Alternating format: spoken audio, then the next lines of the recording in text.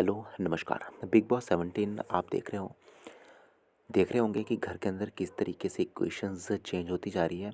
इस समय तो ऐसा लग रहा है जैसे पूरा का पूरा बिग बॉस घर जो है ना, एक फेक लोगों से भरा हुआ है।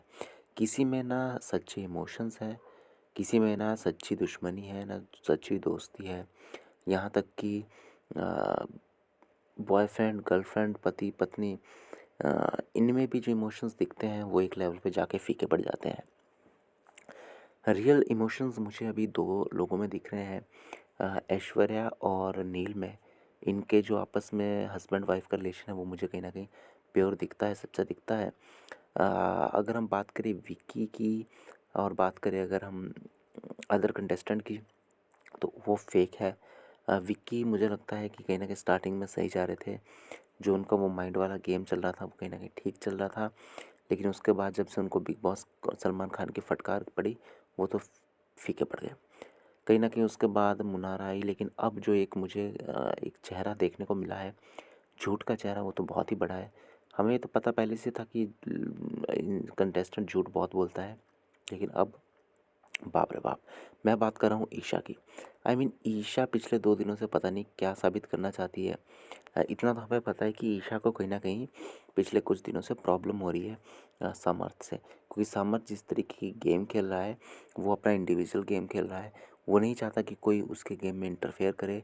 वो ये भी चाहता है कि ईशा भी उसको फालतू में जिस तरीके से घर के अंदर अंकिता लोखंडे या फिर विकी गेम खेलते हैं कि अंकिता लोखंडे बार-बार बीच में पोक करती रहती है या कुछ हक जताती रहती है, या फिर विकी हक जताते रहते हैं अंकिता पे।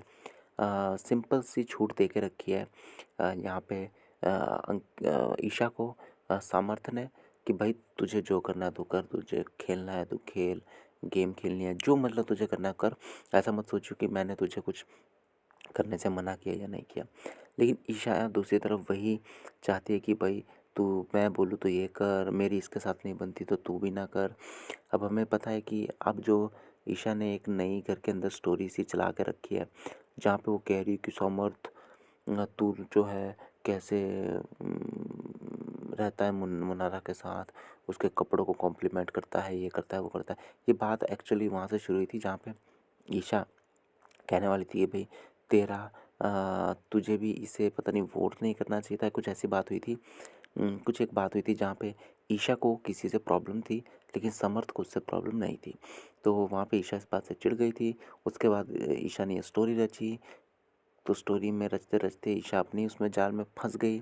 तो जहाँ पे जब सामर्थ्य ने उसे फँसा लिया तो उसने एक नया बहाना निकाल दिया कि मैं वो नहीं कह रही, मैं ये कह रही हूँ कि तू मुझे टाइम नहीं देता, तू मुझे कॉम्प्लीमेंट नहीं करता। तो समर्थ ने कहा ये कॉम्प्लीमेंट वाली बात अब कहाँ से आ गई?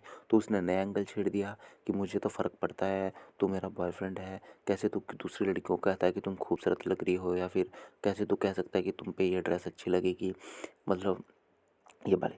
तो मुझे लगता है कहीं न कहीं भाव-भाव में आगे जा के ईशा जो नहीं करना चाहती थी, ईशा ने वो कर दिया। लेकिन अब ईशा मुझे लगता है पछताएगी, और वो रो भी रही थी अंकिता लोखंडे की गोद में बैठ के। लेकिन मेन बात तो ये है कि सैल्यूट है सामर्थ को, कि वो किस तरीके से मुस्कुरा के, हँस के ईशा की बातों का रिप्लाई करता है, और यहाँ तक कि इसने साफ भी कर दिया है, ना मेरे ये बोलने पे कभी मुनारा को प्रॉब्लम हुई, ना कभी मुनारा ने मुझे प्रॉब्लम जताई, ना किसी और ने मुझे प्रॉब्लम जताई। अब ये स्टोरी कहाँ से बन के आ गई है और किसको कौन घरवाले ये बात कर रहे हैं? एक्चुअली में ये बात तो हमने भी नहीं सुनी, कभी भी नहीं सुनी, टीवी में भी नहीं सुनी।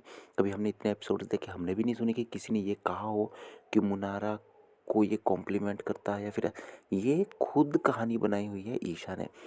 एक्चुअली ये बात तो कभी घर के अंदर किसी ने अभी तक कही ही नहीं है। तो ये तो साफ है कि खुद से ये कहानी बनाई ईशा ने और झूठ बोला। लेकिन ये पता है समर्थ को कि ईशा ने झूठ बोला है, गलती की, लब भी समर्थ जो है मुस्कुरा के इस बात को टालने की कोशिश कर रहा है। लेकिन क्योंकि ईशा ने अब ये बात बोल दिया है, तो ईशा इस बात को साबित करने में लगी है कि मैं सही हूँ और समर्थ गलत है, बस। वेल, आपको क्या कहना है कमेंट बॉक्स में लिखें, सब्सक्राइब करें, धन्यवाद।